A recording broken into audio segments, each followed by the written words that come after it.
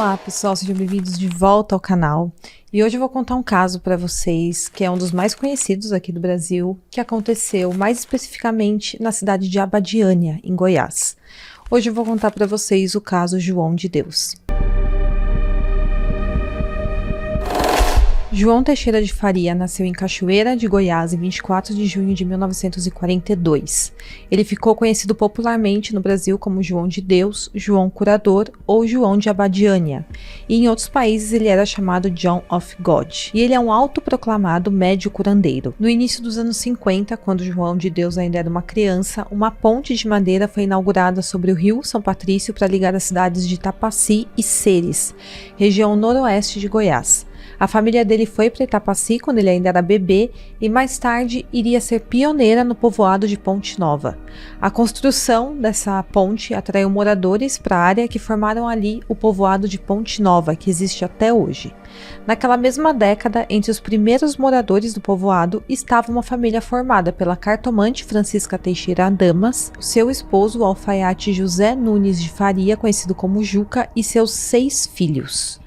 O caçula era o João Teixeira de Faria, João de Deus. Mesmo a mãe dele sendo cartomante, lendo cartas, a família dele se considerava católica.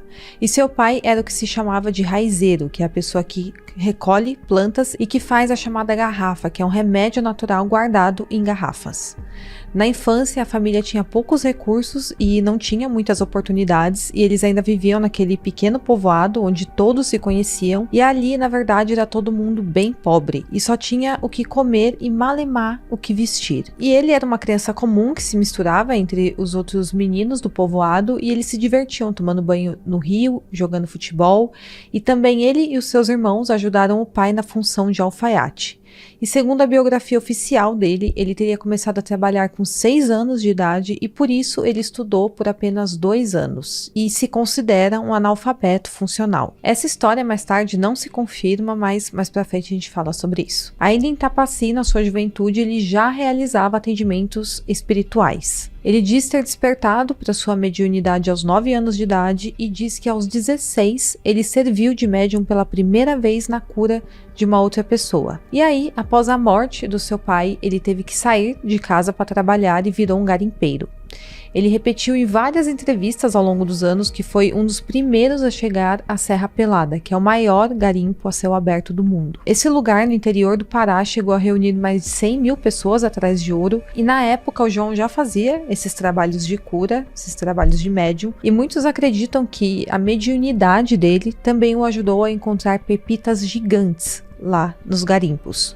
Uma delas pesava mais de 250 quilos. Ele também encontrou lá pedras preciosas e um minério com alto teor de urânio, portanto radioativo. E foi com isso que ele enriqueceu.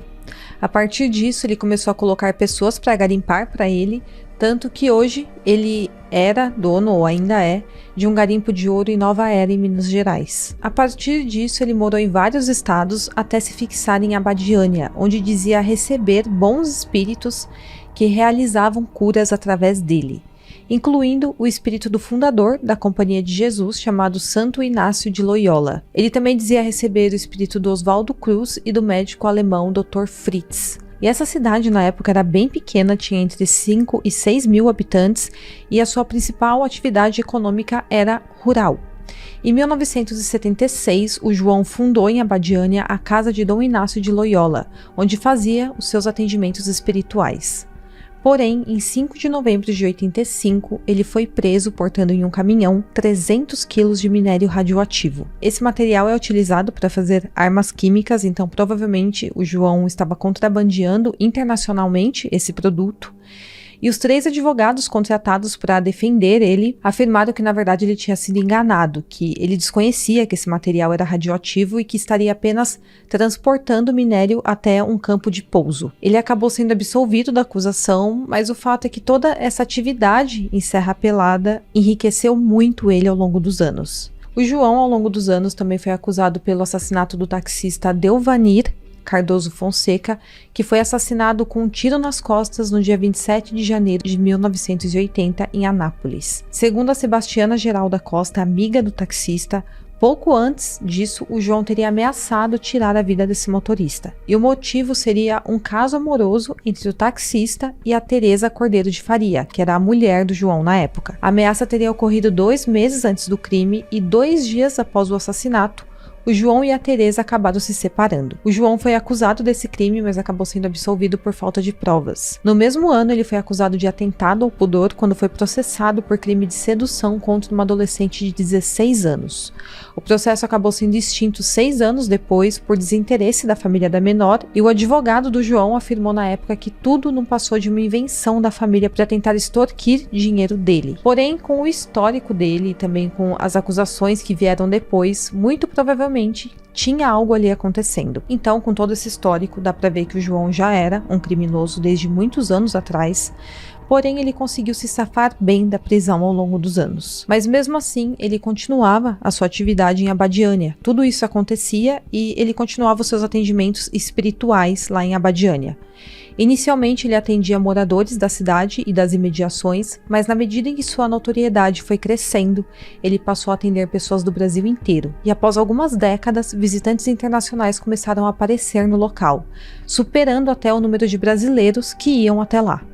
Durante os mais de 40 anos em que atendeu na casa de Abadiânia, ele nunca morou na cidade. Ele sempre morou em Anápolis e ele ia e voltava da cidade ou de carro ou de avião particular, nos dias em que trabalhava em Abadiânia. A casa possuía uma semana útil de 3 dias, funcionando às quartas, quintas e sextas.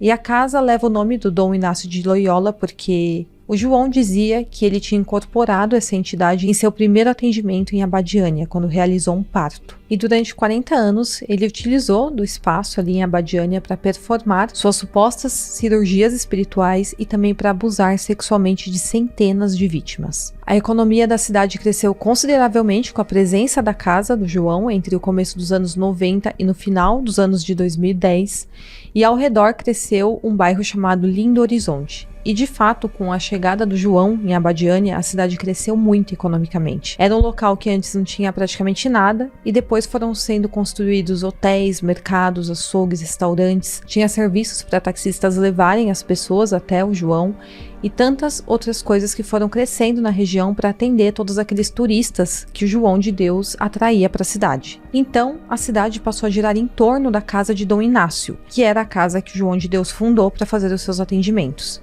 E isso obviamente deu muito poder para o João na cidade. Ao longo dos anos, a riqueza dele cresceu consideravelmente, sendo dono de inúmeras propriedades, uma delas sendo uma fazenda onde se planta soja e cria gado, com valores que chegam a mais de 2 milhões de reais, além dele ser sócio de um garimpo. Em Abadiânia, ele era ou é até hoje dono de grande parte da cidade, e ele fazia seus atendimentos com um cordão grosso de ouro no pescoço e também um anel enorme de esmeralda no dedo. Além disso, ele tinha carros de luxo e até mesmo um avião de 6 lugares. E essas supostas curas proporcionadas pelos poderes mediúnicos do João atraía multidões a Abadiânia, de forma que o turismo atraído por ele era a principal fonte de renda da cidade. A casa de Dom Inácio tinha mais funcionários do que a sede da administração municipal. Até 2007, o João já havia atendido mais de 8 milhões de pessoas em busca de tratamento. E no local ele realizava o que chamavam de cirurgias espirituais. Ele usava tesouras, bisturis, entre outros materiais de médicos, sem nem ao menos esterilizar aqueles materiais. E inúmeras pessoas saíam de lá e se diziam, de fato, curadas, até mesmo de câncer. Porém, uma coisa interessante é que em setembro de 2015, o próprio João foi diagnosticado com câncer e ele ficou internado no Hospital Sírio-Libanês. E ele fez sua cirurgia com médicos super renomados. Então, estranhamente, ele não quis passar pelos seus próprios métodos espirituais de cura. Ao longo dos anos, celebridades do Brasil e de outros países foram se consultar com o João. A ABC News exibiu uma reportagem sobre o João de Deus no programa Prime Time Live, e o programa contou com 5 pessoas com várias condições médicas para serem atendidos pelo João, incluindo um com síndrome de fadiga crônica e um com tumor cerebral inoperável. Eles foram atendidos pelo João e, na verdade, um dos pacientes que passou pela cirurgia espiritual mostrada na reportagem morreu de complicações 3 anos depois. E outra moça foi declarada curada durante o programa, mas o seu câncer de mama acabou piorando progressivamente e ela acabou falecendo em 2012.